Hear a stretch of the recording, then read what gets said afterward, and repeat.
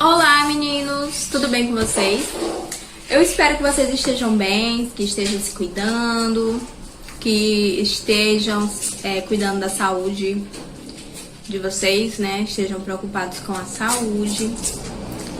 E hoje eu estou aqui pra gente dar continuidade à nossa última aula de história, né? Que foi sobre a formação das monarquias nacionais.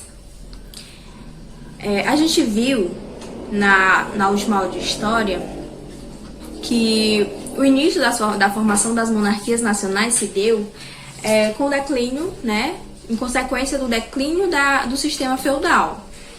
Né, a partir do momento que as cidades começaram a ser repovoadas, não é? O comércio começou a se desenvolver novamente. Surgiu uma nova classe social, né, a classe social, a burguesia, né, a nova classe social que surgia, que era a classe, gente, que era dissidente, né, ela era fruto, ela nasceu da classe menos favorecida, da classe pobre, né, dos camponeses, dos servos. Foi essa classe que começou a vender os excedentes agrícolas, que começou a comercializar e foi ascendendo socialmente, até, né, conseguir adquirir um pouco de riqueza, acumular um pouco de riqueza, e foi assim que surgiu a classe social da burguesia. E essa classe social, gente, no seio da Idade Média, ela não tinha muito prestígio e ela era tratada como a classe, né, a classe dos camponeses. Ela não tinha prestígio, não tinha nenhum reconhecimento na sociedade.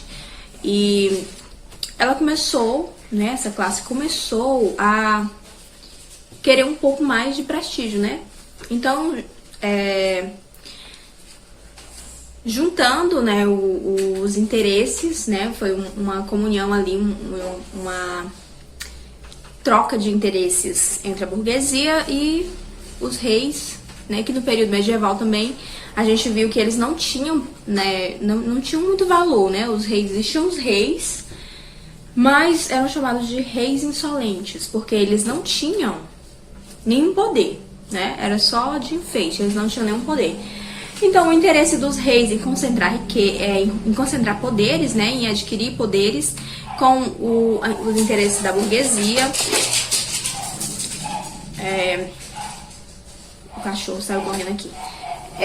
Juntando o interesse da burguesia com o interesse dos reis, começou ali o processo de formação das monarquias nacionais, né? Porque a partir do momento que as monarquias começaram a surgir, né? Começou a formar o Estado, e o rei começou a ganhar poder, a burguesia também começou a ganhar mais prestígio.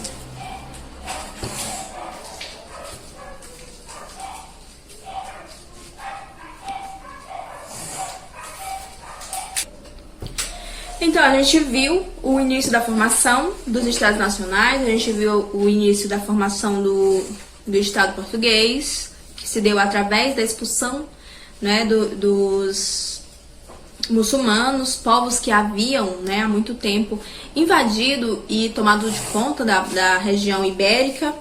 Então, a união do povo ibérico, né, para expulsar esses povos contribuiu para a formação do Estado português e a formação do Estado espanhol também, né? A gente viu a formação do Estado inglês e do Estado francês também, né? A gente viu as questões das guerras, a Guerra dos 30 anos, a Guerra das Duas Rosas, que foram todos esses processos, né, fizeram parte da formação dos Estados nacionais.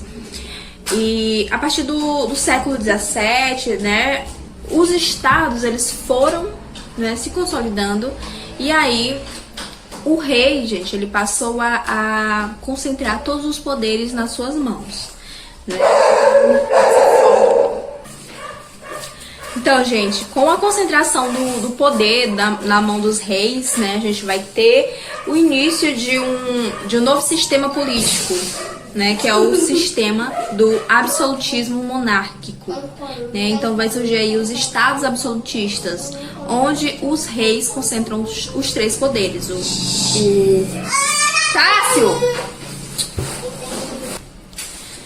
Então aí vai surgir um novo sistema onde o rei vai concentrar os três poderes nas suas mãos, né? O poder executivo, o poder legislativo e o poder judiciário. Dessa forma, o monarca vai ser chamado de monarca absolutista. E a gente tem o exemplo mais ilustrativo, né? É o caso do Estado absolutista francês, né? Na figura do rei Luís XIV, que é chamado de o Rei Sol. E ele tem uma frase, né, que é uma frase muito famosa na história, que é: o Estado sou eu.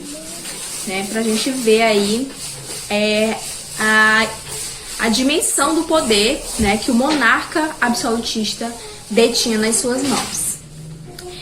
E esse período também, né, no caso francês, vai ser marcado por muito luxo, né, da corte, né, da corte que fazia parte. Então nesse período também a gente vai ver o poder do rei, ele vai ser muito presente também nos rituais, né, da corte. Né? O rei, o monarca absolutista, ele vai proporcionar muitas festas, muito luxo, né? Que a gente pode ver no caso do Palácio de Versalhes, que é um palácio luxuosíssimo, né? Que vocês podem ver aí na página 458 do livro de vocês, a dimensão, né, do poder do rei através também do palácio, né? Das festas que ele promovia. E nesse período a gente vai ter vários teóricos que vão fazer parte da base, né? Que vão fazer. A gente vai ter vários teóricos também, né? Que vão escrever de forma que vão legitimar o poder dos reis, né? E a gente tem aí o Nicolau Maquiavel, né, que escreveu a obra O Príncipe, que é uma obra onde ele reúne várias teorias que mostram o poder, né, de que forma o rei pode adquirir poder, né, pode concentrar o poder nas suas mãos. Né? A obra de Maquiavel é uma obra importantíssima, né, que ele escreveu na época. Ele escreveu, né, observando a forma como outros estados haviam, né, conseguido formar suas monarquias e concentrar os poderes. Ele observando, né, ele escreveu o livro Príncipe e presenteou o monarca, né, do seu país, para que assim o monarca conseguisse também concentrar o poder nas suas mãos. Então o livro Príncipe, gente, é uma obra importantíssima, né, nesse período, né, para legitimar o absolutismo. E hoje existe até um termo, né, quando a gente quer se referir a alguma coisa mal, alguma coisa maléfica, diz que é uma coisa maquiavélica. Porque no livro de Maquiavel, em O Príncipe, Maquiavel, ele diz, né, entre muitas coisas que ele fala, que os fins justificam os meios. Então não importa o que aconteça no meio do caminho, né, o que o monarca seja obrigado a fazer para concentrar os poderes, porque tudo que ele fizer justifica, né, o fim, justifica o final, justifica a concentração do poder nas suas mãos. E nós temos também o Thomas Hobbes, né, que escreveu Leviatã. E tem vários outros. Tem o Jean Bodin, que escreveu A República. E tem também o Jacques Bossuet, que escreveu Política Retirada através da Sagrada Escritura. E nós vamos ter também, gente, Jean-Jacques Rousseau, que também foi um teórico bastante importante nesse período, né? A gente vai ver aqui. Então, gente, o Nicolau Maquiavel, ele... No livro dele a gente vai ver uma forte preocupação, né? Para a consolidação do Estado italiano, né? Que até o momento ainda não tinha sido consolidado. E ele, estudando os outros estados que já tinham sido consolidados, ele escreveu o livro Príncipe e presenteou o monarca, né, do seu país, para que ele pudesse, né, através do livro Príncipe, para que ele pudesse também proporcionar o Estado italiano, né? Então, Maquiavel não tinha esse negócio de mal, gente. A gente não pode olhar o passado com os olhos do presente, né? Então, a intenção de Maquiavel era fazer com que o monarca italiano visse através de exemplos de outros lugares e usasse aquilo para poder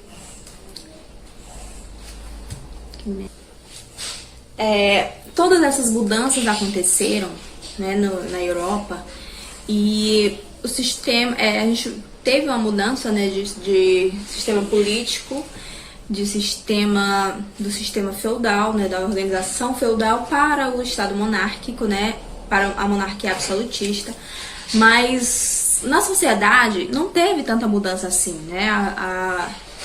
Continuou, né? A hierarquia social continuou, né? Os nobres, né? E mais essa classe que surgiu no final da Idade Média, que era a burguesia, que estava aumentando cada vez mais e acumulando riquezas.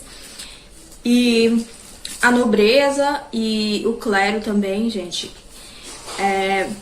Mas não houve grande mudança na sociedade, né? Porque o sistema de impostos, né, acirrou mais ainda a desigualdade, né? Porque os impostos eram mais cobrados para a população pobre.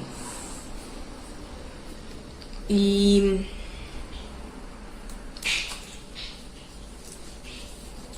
a gente tem aqui, ó, no livro a gente tem aqui a pirâmide social, né? No topo estava o rei, né?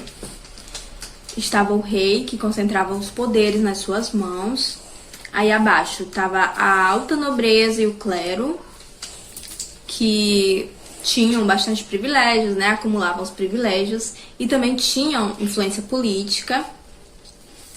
Aí vinha a média e baixa nobreza, que era composta pelos burgueses, né, que é a nova classe social, né, que havia enriquecido.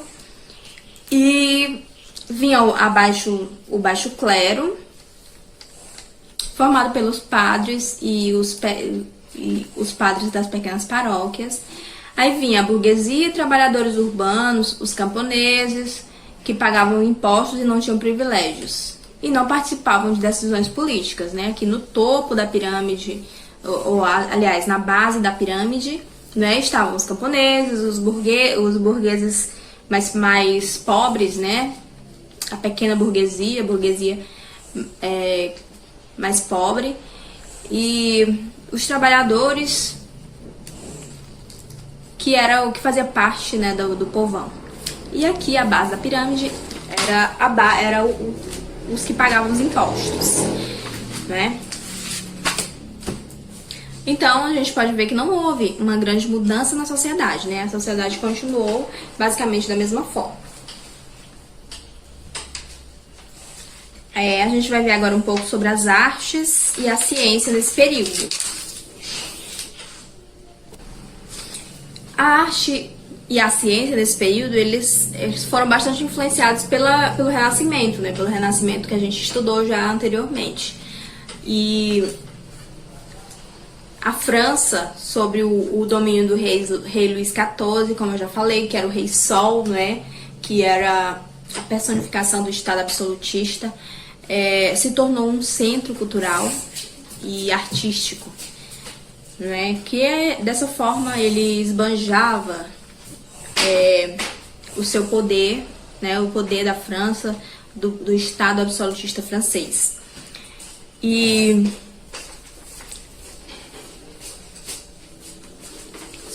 os filósofos também, aqui predominava aquela questão da ruptura, né, com o pensamento da Igreja Católica, né, e os filósofos desse período também, eles produziram conteúdos que valorizavam a razão, né, a racionalidade, ao invés da fé católica, né. A gente vai ter aí o Francis Bacon, a gente vai ter o René Descartes, que são alguns filósofos, né, que vão ter uma contribuição muito grande para esse período, né, para o período do Estado do Estado moderno, né, o Estado caramba. E a gente vai ter aí, gente, o René Descartes, que vai ser um dos grandes pensadores desse período. E ele foi considerado o maior pensador do racionalismo, né? E para René Descartes, ele acreditava que a razão humana era a verdadeira forma de conhecimento, né? Então, só da pessoa pensar já era uma forma de existir, né?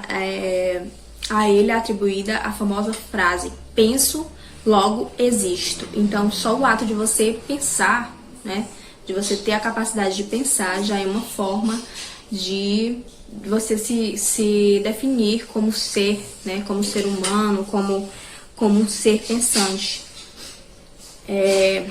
Nós vamos ter aí também o Spinoza, que foi um dos primeiros filósofos que defendeu o liberalismo político, né? Aí nós vamos ter aí o início do Estado moderno. Então a gente vai ter aí, gente, a consolidação do Estado moderno, né? Que é o Estado que surge em contraposição ao poder do Papa, né, ao papado e ao poder da Igreja e ao poder dos feudos também, né? A gente vai ter aí a consolidação dos estados modernos, que são os estados liderados por um rei, né, que concentra poderes nas suas mãos. E a partir da consolidação desses estados, o que eles vão fazer? Eles vão atrás de estender os seus domínios, né? Estender os domínios para além das suas fronteiras. Então, o que eles vão fazer? Eles vão começar a ir atrás de novas terras, de novos reinos, de novos lugares, para estender o seu poder, estender o seu domínio. E é nesse período, né, nesse contexto aí, que vai começar os processos de colonização, né, que os estados vão atrás de novos territórios para explorar, né, para trazer as riquezas daqueles territórios, para aumentar a sua riqueza, para aumentar o seu poder, né? E dessa forma vai ter a centralização do governo, né? E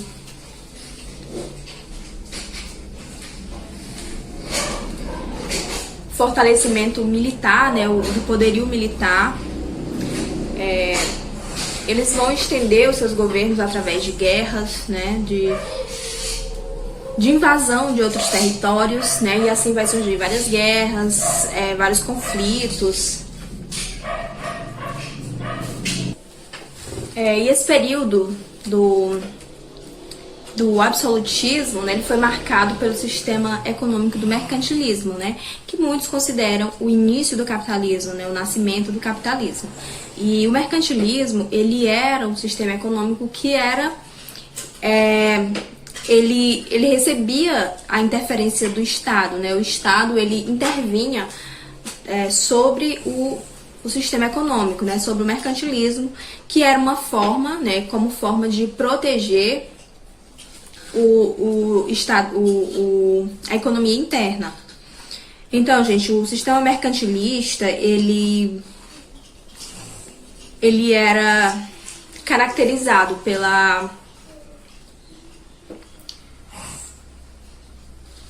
o comércio das mercadorias locais, né? As mercadorias locais eram vendidas para fora, né, para o exterior, como forma de concentrar as riquezas dentro do país, né? E dessa forma garantir uma balança comercial favorável, ou seja, a balança comercial favorável consistia em exportar mais do que importar, né? Vender mais do que comprar. E nesse período,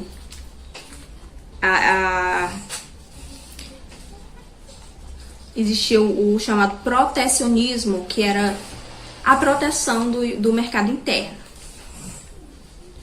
que tinha a função de acumular as riquezas dentro do próprio país, né, para garantir assim, o acúmulo de riqueza dentro do país, dentro do Estado, né? E a valorização do metalismo, né, é muito importante nesse período, que é o período que vai ter a corrida pelo ouro, né? Esse processo de colonização vai ser uma corrida pelo ouro também, né? Pelos metais preciosos. Nesse período vai ter essa corrida, a colonização, né? Uma das funções das colonizações era a procura de metais preciosos em outros territórios, né? Em outros locais, né? Aí a gente vai ter o mercantilismo dominou a economia dos estados europeus por aproximadamente 300 anos. Então esse sistema econômico, ele perdurou por quase 300 anos. Então ele durou bastante tempo, né? Como eu já falei, muitos consideram o mercantilismo o início do sistema capitalista. Então, gente, nós podemos perceber que esse período, ele traz muitas mudanças, né, em vários aspectos da sociedade, né, politicamente, culturalmente, economicamente e socialmente, né. Aí vai haver a mudança, né, do sistema econômico, né, antes baseado em um sistema feudal, em um sistema de subsistência, e aí a gente vai ter o início do capitalismo, né, o mercantilismo, uma economia mais voltada para o acúmulo de riqueza, né, e para a expansão territorial também. Culturalmente a gente vai ter as mudanças de pensamento, né, desvinculadas da Igreja Católica, né, desvinculada da fé, um pensamento mais racional, né, valorizando o pensamento humano mesmo, né, valorizando o ser humano, a capacidade humana de raciocinar independente da fé. E a gente vai ter também o crescimento das cidades, né, e por consequência, né, de tudo isso, o crescimento da desigualdade também, né. E a gente acabou aqui o nosso assunto, né.